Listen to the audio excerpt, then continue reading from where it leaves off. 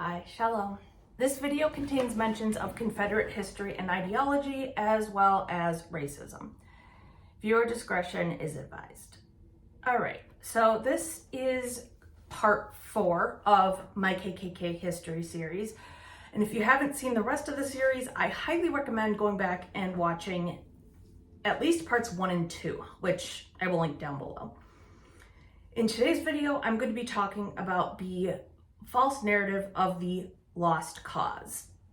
The more I learn about American history, the more I come to understand that KKK ideology is horrifically mainstream. And white people often don't see it because we were never taught to look for it. So I'm going to keep adding videos to this series as I come across things that make my hackles go up. As I mentioned earlier in the series, the KKK was started by disillusioned Confederate soldiers who were like, well, now what do we do? I've said it before and I'll say it again, cults and extremism usually stem from someone trying to solve a legitimate problem or meet a legitimate need. Humans are communal creatures. For the most part, we are hardwired to want connection with other people. That is not a bad thing in itself, but unfortunately, history is full of examples where people trying to meet that need went horribly wrong. I'm going to share a few basic bullet points of this lost cause narrative. My guess is you've probably heard snippets of this here and there, but like I said, this is so much more mainstream than people think. So it's imperative that we talk about it. All right, here we go. Myth number 1.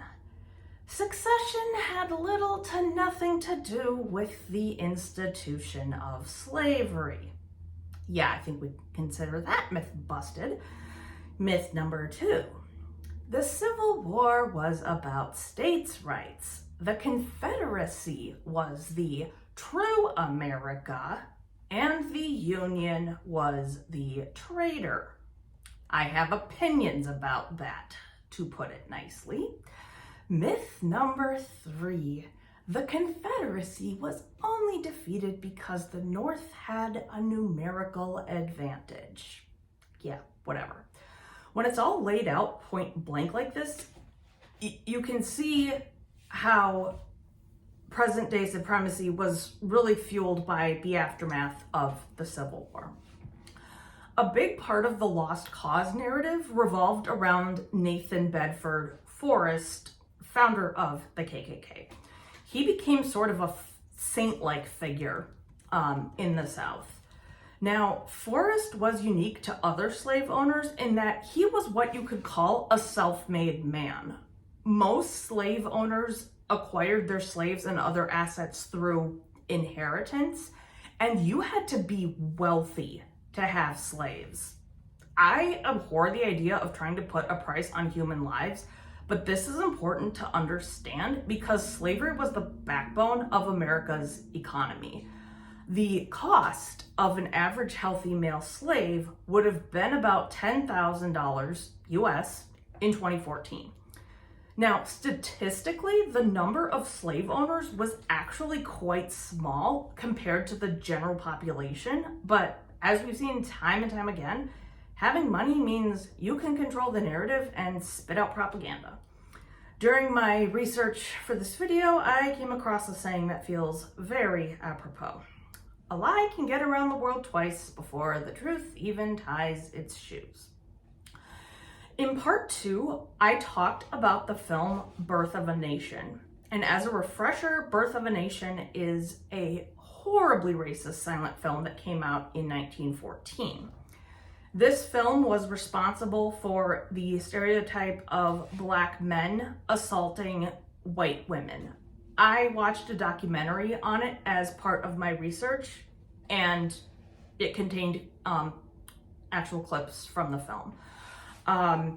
If this is something you're interested in for research purposes, please do not pull it up on YouTube. We do not need to give that bullshit any more views.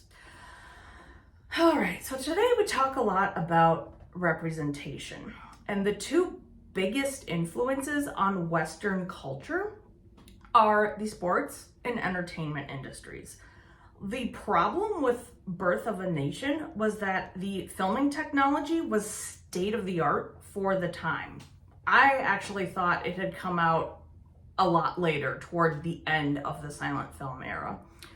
So if this was your first experience going to a movie theater, it would leave quite an impression on you, regardless of the subject matter. Also, I need to clarify something that I mentioned in part 2. I did not clearly communicate that Birth of a Nation was done with white actors in blackface makeup. The black character didn't even look human, which makes the whole thing even more horrifying. Unfortunately, Birth of a Nation was only the beginning of supremacy in media control. The film Gone with the Wind came out in 1939, based on the book by Margaret Mitchell. Now, that film was not done in blackface. Black characters were portrayed by black actors. And in the interest of full transparency, I have not read the book or seen the film in full. I tried as part of my research, but I just got so pissed. The way the black characters talk was so exaggerated, I couldn't even really understand it, both in the book and the movie. It was so ridiculous. I can't even. Black actors would take these roles because it was pretty much the only film work they could get. One of the black actresses in Gone with the Wind got really fed up with this and barely did any acting after that. Another big pop culture influence was the show Dukes of Hazzard, which ran from 1979 to 1985. I had never heard of this show, so I had to Google it, and I was horrified. Why a network would pick up this show is beyond me. And I was also horrified at how recent this show was. This show ended only a few years before I was born. And this show is where the idea of calling cutoff shorts Daisy Dukes comes from. I mean, I grew up calling cutoffs Daisy Dukes because that's just what people called them. Lots of sayings have horribly racist origins, but these sayings stick around because genuinely decent people keep saying them, not knowing where they come from. Another example is the American picnic wear brand Dixie, which is short for Dixieland, which is a slang term for the Confederate States. The country group formerly known as the Dixie Chicks officially dropped the word Dixie from their name a while ago. While we're on this subject, I'm going to tell you what the saying "kick the bucket" actually means. Back in the day, criminals or alleged criminals were executed by hanging, and the person was typically standing on an overturned bucket. Strangulation can be horribly painful, so sometimes the person would kick the bucket to put themselves out of their misery. And we all know that Black people were executed in disproportionate numbers. But this is such a normal saying in modern culture. Even Black people use this saying because nobody knows where it comes from. I mean, hell, Morgan Freeman was in the film The Bucket List. And to clarify, I'm not knocking the concept of a list of things you want to do in life. The concept is great, but we need to call it something else. I call mine my master to-do list, for instance. So, as we all know, racial tensions were skyrocketing in the 60s. Another way to look at this is that Black people had come a long way in the last century, and supremacists were afraid of losing ground. So they rigged up a Civil War centennial celebration commemorating the inauguration of Jefferson Davis, the first and only president of the Confederacy.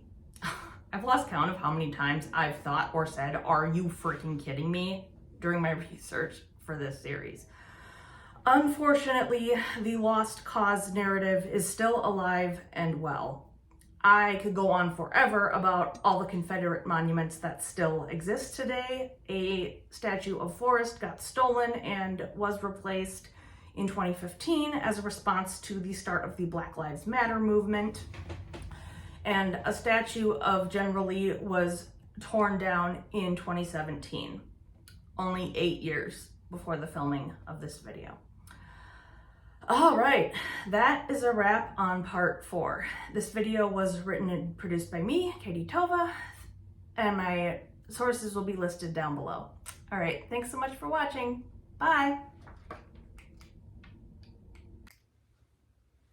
If you enjoyed this video, please do me a huge favor and hit the thumbs up, and be sure to subscribe so you don't miss any future videos.